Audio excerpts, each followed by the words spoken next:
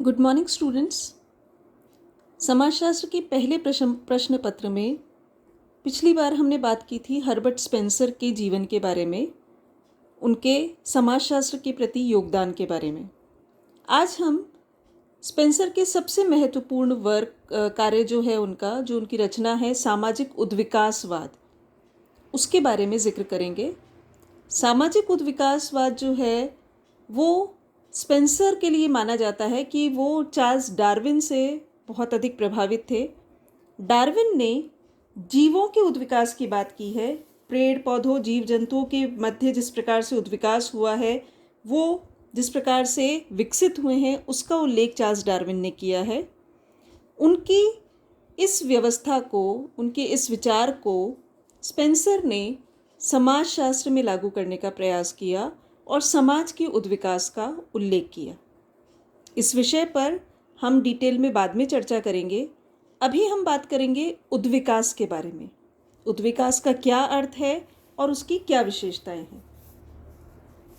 उद्विकास जो शब्द है, इसे अंग्रेजी में कहते हैं इवोल्यूशन, EVOLUTION, इवोल्यूशन।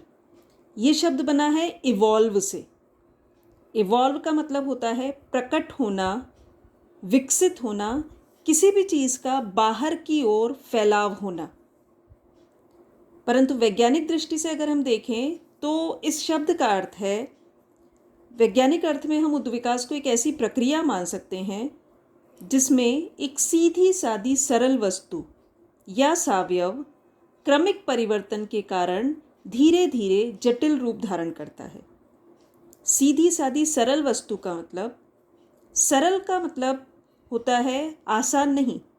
सरल का यहाँ पर अर्थ है कोई भी चीज़ जो अपने बिल्कुल बेसिक फॉर्म में होती है, जिससे और ज़्यादा डिवाइड उसे नहीं किया जा सकता। अगर उसे और विखंडित किया जाए तो उसका अर्थ नहीं रह जाता। वो जो प्रथम स्तर होता है उसे हम सरल कहते हैं। जैसे एक बीज होता है, बीज किसी भी पेड़ का सरलतम रूप हो सकता है। उस बीज को अगर आप और डिवाइड करने की कोशिश करोगे तो वो बिल्कुल अर्थहीन हो जाएगा, उसका कोई भी अर्थ नहीं रहेगा। तो बीज जो है वो सरलतम रूप है। तो उस सरलतम रूप से जब कोई वस्तु या सावयव क्रमिक परिवर्तन यानी धीरे धीरे एक क्रमबद्ध तरीके से स्टेप बाय स्टेप परिवर्तित होते हुए जटिल रूप को धारण करता है, तो उस प्रक्रिया को हम उद्विकास कहते हैं। जैसे एक बीज जो धीरे धीरे एक सेल होता है मात्र, और धीरे धीरे उसमें जब आप उसे ज़मीन में बोते हैं, मिट्टी में बोते हैं, तो धीरे धीरे उसकी जड़ें निकलती है, ऊपर कुछ अंकुरण होता है और धीरे धीरे करके वो एक पेड़ का रूप ले लेता है। यानी एक सरल सा बीज धीरे धीरे एक जटिल रूप धारण कर लेता है। इसी प्रकार जब किसी वस्तु के गुण, ढांचे व कार्य में एक निश्चित दिशा की ओर निरंतर परिवर्तन होता है तो उस प्रक्रिया को हम उद्विकास कहते हैं। निरंतर परिवर्तन होना है, निश्चित दिशा होनी है, गुणात्मक परिवर्तन यानी मल्टीपली वो इंक्रीज होना चाहिए, उसके ढांचे में और उसके कार्यों में भिन्नता आए, यानी उसका जो फैलाव हो रहा है, उसकी संरचना में जिस तरीके से परिवर्तन हो रहा है, तो उसके जितने भी अलग अलग अंग हैं या इकाइयां हैं, वो सब अपने अलग अलग कार्यों में अपने आप को व्यक्त करें। उस प्रक्रिया को हम उद्विकास कहते हैं। स्पेंसर की अगर बात करें तो वो कहते हैं उद्विकास कुछ तत्वों का एकीकरण तथा उससे संबंधित वह गति है जिसके दौरान कोई तत्व एक अनिश्चित तथा असंबद्ध समानता से निश्चित और संबद्ध विभिन्नता की ओर बढ़ता है। इस प्रकार उद्विकास में किसी वस्तु में परिवर्तन समता से विषमता की ओर होता है और सरलता से जटिलता की ओर होता है, अनिश्चितता से निश्चितता की ओर होता है। मैकाइवर और पेज भी कहते हैं कि जब परिवर्तन में निरंतरता नहीं होती, वरन निरंतरता ही नहीं होती बल्कि उसकी एक दिशा भी होती है, तो इस प्रकार के परिवर्तन को हम उद्विकास कहते हैं। हम बात करेंगे कि उद्विकास जो है वो कुल मिलाकर एक विशेष दिशा में होने वाला परिवर्तन है जो वस्तु की आंतरिक शक्तियों के परिणाम स्वरूप पैदा होता है और जिससे वस्तु में जटिलता में वृद्धि होती है। उद्विकास की कुछ विशेषताएं हैं जो इस परिभाषा को और ज़्यादा स्पष्ट करती है, इसके उद्विकास के अर्थ को बहुत ज़्यादा स्पष्ट करती है।